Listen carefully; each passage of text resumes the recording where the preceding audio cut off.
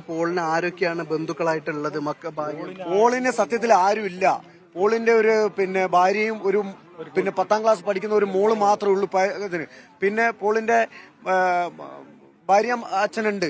അവരൊന്നും അങ്ങനെ ഇതാക്കുന്നില്ല, ആരും നോക്കാനില്ല. ഞങ്ങളൊക്കെ കൂടിയിട്ടാണ് ആ വീട് തന്നെ അന്ന് പണിത് കൊടുത്തിട്ട്. വളരെ ദയനീയമായ സ്ഥിതിയാണ്. ആ കുട്ടീന്റെ ഭാവി എന്താ? ആ പെണ്ണുങ്ങളുടെ ഭാവി എന്താ? ഓരോ കുടുംബങ്ങൾ ഇങ്ങനെ അനാഥമാകുകയല്ലേ? ഈ വയനാട്ടിൽ ഇങ്ങനെ ഓരോ ആളുകളും വിധവകളായി മാറുകയാണ്. എന്താണ് സ്ഥിതി? ഭരണാധികാരികൾ കണ്ണു തുറക്കണ്ടേ? ഭരണാധികാരികൾ അനങ്ങാപ്പാറ നയങ്ങൾ സ്വീകരിക്കാണ്.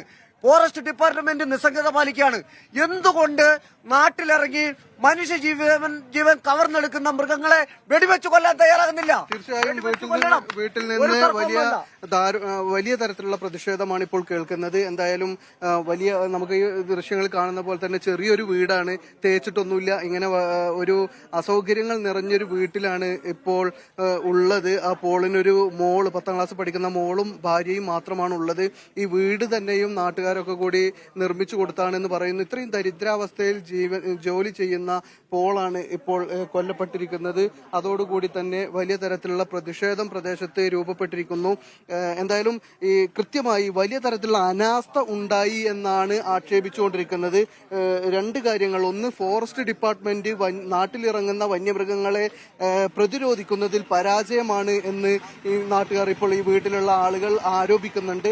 അതോടൊപ്പം മറ്റൊരു കാര്യം അവർ ആരോപിക്കുന്നത്, മെഡിക്കൽ കോളേജിൽ എത്തിച്ചിട്ടും, മാനന്തവാടി മെഡിക്കൽ കോളേജിൽ എത്തിച്ചിട്ടും ജീവൻ രക്ഷിക്കാനായില്ല. മെഡിക്കൽ കോളേജിൽ നിന്ന് കോഴിക്കോട് മെഡിക്കൽ കോളേജിലേക്ക് കൊണ്ടുപോകേണ്ടി വരുന്നു. ഈ കോഴിക്കോട് മെഡിക്കൽ കോളേജിലേക്ക് കൊണ്ടുപോകാനുള്ള താമസം കൊണ്ടാണ് അദ്ദേഹം മരിച്ചത് എന്ന് പറയുന്നു. ഈ പോളിനെ നന്നായിട്ട് അറിയാവുന്ന ആളാണ് അല്ലെ? ഇവിടേക്കുള്ള ആൾ തന്നെയാണ്. എല്ലാവരോടും സൗമ്യമായിട്ട് പെരുമാറുന്ന ഒരു നല്ല മനുഷ്യനാണ് അല്ലെ? അദ്ദേഹം എത്ര വയസ്സുണ്ടായിരുന്നു പോളിന് അറിയോ? ഒരു 50 വയസ്സുണ്ടാവും. 50 വയസ്സ്. ആരോഗ്യ പ്രശ്നങ്ങളൊന്നും ഉള്ള ആളല്ല. ഇന്നലെയൊക്കെ ഇവിടെ സജീവമായിട്ടുണ്ടായിരുന്നു. നിങ്ങളുടെയൊക്കെ കൂടെ അല്ലെ? എന്തായാലും വലിയ ഞെട്ടലോടെയാണ് ഈ വാർത്ത ആളുകൾ കേട്ടുകൊണ്ടിരിക്കുന്നത്. ഇപ്പൊ ഈ പ്രദേശത്ത് ഒരുപാട് പേർ കൂടി നിൽക്കുന്നുണ്ട്.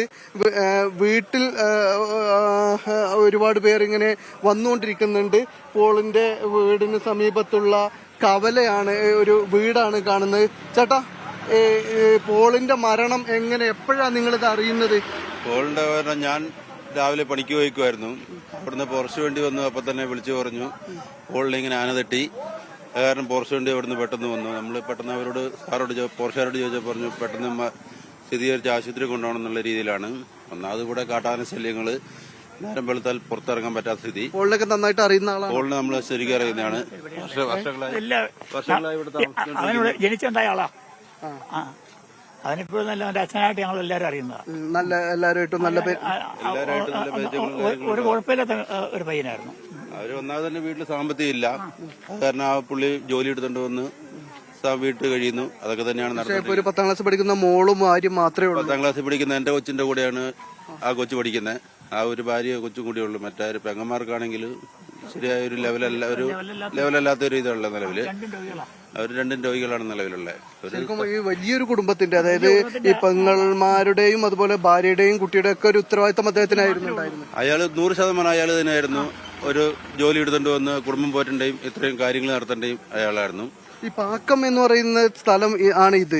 ഇവിടെ നിന്ന് ചെറിയ മലയിലാണ് അദ്ദേഹം ജോലി ചെയ്തിരുന്നത്. ഇവിടുന്ന് എത്ര ദൂരം ഉണ്ട് അങ്ങോട്ട്? 2.5 കിലോമീറ്റർ 3 കിലോമീറ്റർ താഴെ ചെറിയ മല. ഈ പ്രദേശമൊക്കെ ഒരു വനത്തോട് ചേർന്ന പ്രദേശം തന്നെയാണ്. എല്ലാം വനത്തോട് ചുറ്റപ്പെട്ട് കിടക്കുന്ന സ്ഥലമാണ് നിലവില്. വന്യമൃഗങ്ങളുടെ ആക്രമണങ്ങൾ സ്ഥിരമാണ്. അതായത് 10-20 കൊല്ലം മുമ്പ് ഇതേപോലെ ഇവിടുന്ന് ഒരു കൊച്ചിനെ ആനയോട്ടി കൊന്നൊരു സംഭവം ഉണ്ട് നിലവില്.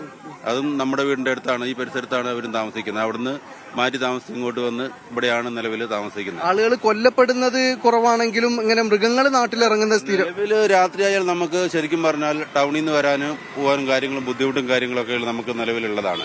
അതായത് രാത്രി നമ്മൾ ജോലി കഴിഞ്ഞ് ഇങ്ങോട്ട് വരുവാണെങ്കിൽ തന്നെയും നമുക്ക് വീട്ടിലെത്തിയാൽ മാത്രമാണ് ഇങ്ങനെയുള്ളൂ. വേറെ വണ്ടി സൗകര്യം കാര്യങ്ങളും ഇല്ല. രാത്രി കാര്യങ്ങൾ നമുക്ക് എല്ലാവരും രാത്രി ഇങ്ങനെ മൃഗങ്ങൾ ഇറങ്ങുന്നുള്ളതുകൊണ്ടാണ് രാത്രി യാത്ര ഒഴിവാക്കാറുള്ളത്. നമ്മൾ പരമാവധി യാത്ര ഒഴിവാക്കുകയാണ്. ഇപ്പൊ പകൽ 9 മണിക്കാണ് ഈ അപകടം ഉണ്ടാവുന്നത്. ഇത് പകൽ 9 മണിക്കാണ് സംഭവം നടക്കുന്നത്.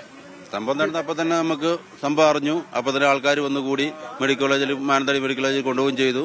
അവിടുന്ന് പെട്ടെന്ന് ആൾക്കാരെ അറിയിച്ച് കോഴിക്കോടേക്ക് എത്തിക്കുകയും ചെയ്തു. തീർച്ചയായും അവർക്ക് ചെയ്യാവുന്ന എല്ലാ പ്രിക്കോഷൻസും, അതായത് മുൻകരുതലായി അവർ ചെയ്യേണ്ടുന്ന എല്ലാ കാര്യങ്ങളും സാധാരണ ചെയ്യാറുള്ളതാണ്. രാത്രി കാലങ്ങളിൽ ആന ഇറങ്ങും അല്ലെങ്കിൽ മൃഗങ്ങൾ ഇറങ്ങും എന്നതുകൊണ്ട് തന്നെ അവർ ഇറങ്ങാറില്ല, അവർ യാത്ര ഒഴിവാക്കാറാണ്. പക്ഷെ ഇന്നിപ്പോ രാവിലെ 9 മണിക്ക് സ്വന്തം ജോലിക്ക് വേണ്ടി എത്തിയ ആളാണ് കൊല്ലപ്പെട്ടിരിക്കുന്നത്. ഇപ്പോൾ ഇതിലപ്പുറം എങ്ങനെയാണ് തങ്ങൾ സുരക്ഷിതരായിരിക്കുക എന്നാണ് ഇവർ ചോദിച്ചുകൊണ്ടിരിക്കുന്നത്. വലിയ പ്രതിഷേധം പ്രദേശത്ത് നിലനിൽക്കുന്നുണ്ട്.